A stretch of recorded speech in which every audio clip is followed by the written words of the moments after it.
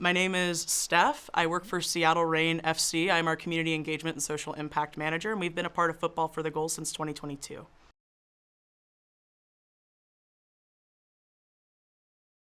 We joined Football for the Goals because one of our community pillars, we have 4 of them, is sustainability. We live in the city of Seattle, which is one of the greenest cities in the country, is also one of the only states in the entire country that really puts itself at the landscape of transportation equity, as well as when we talk about conservation, whether that be our salmon in the Puget Sound to feed our orca whales, or it's just to have a safe and healthy space for folks to grow.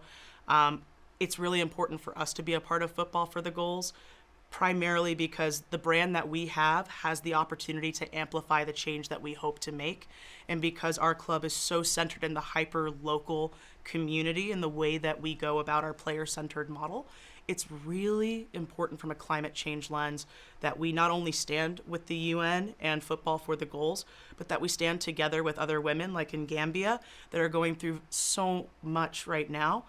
And we all just want to have our climate be as healthy and happy for our young women and gender diverse folks as possible.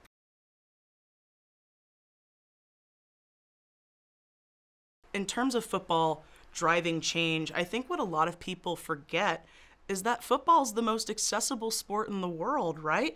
So we could make a goal out of essentially like 2 trash cans, and we could put, a ball of tape together, roll it up, and we can play ball, right? And there are so many different countries that do that in just that way.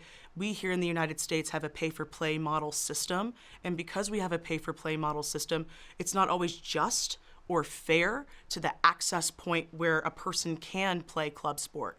So for us and for what we do, making sure that we provide that inclusive lens is really what helps us be able to get to that next level.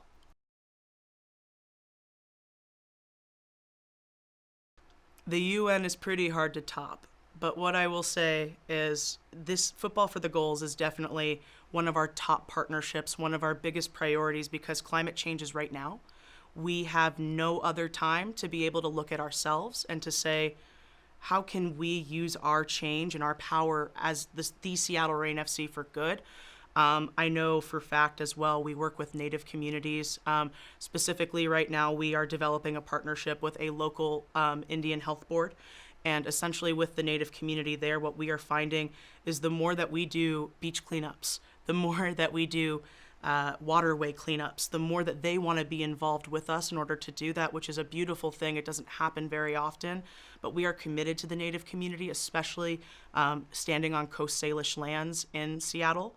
So who better to learn about taking care of the environment than the Native folks who've taken care of our waterways for many, many, many generations before us. So we are always in flux with that climate change work, but something that I also think is really important in the work that we do, which is a worldwide kind of global conversation right now, is our gender diversity clinic that we provide and that we put on with Sounders FC. So the very first thing I want to say that I'm excited about is the continuation of this partnership with Football for the Goals, and getting connected with them more frequently as well. Since I'm now here, I've only been in the role now for about a year, but when I heard about this, it was so important that if we are going to start doing sustainability work, right, that we are connected to the bigger programs that are happening, so that way we're not all creating the same program to mitigate the same problem, right?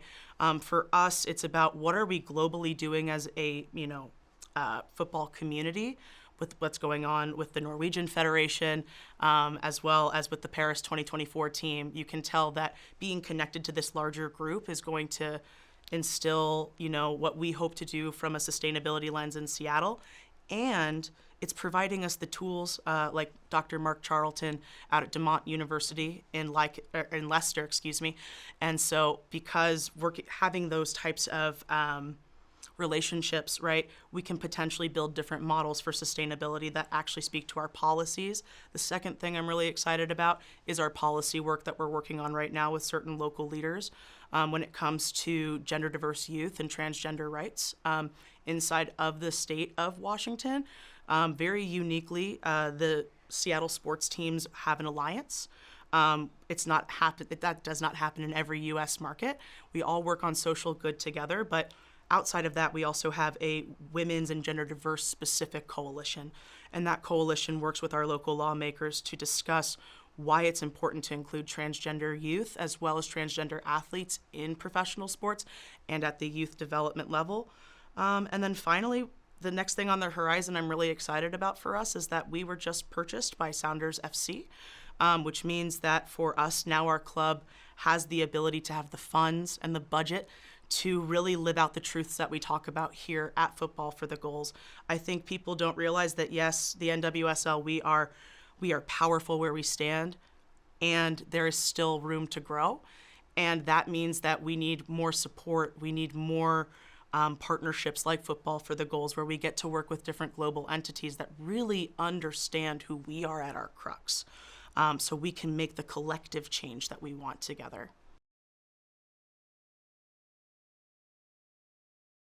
I think the biggest lesson that I learned in wanting to make change is being a better listener than I am a talker. I think listening to each other happens to be one of the most important parts of diversity, equity, and inclusion work. And even when we're working with the community, they feel that that's more academic DEI, right? Those symbols and those letters. So it takes a really critical eye and a good listening ear to go into community to listen to what their environment is, right?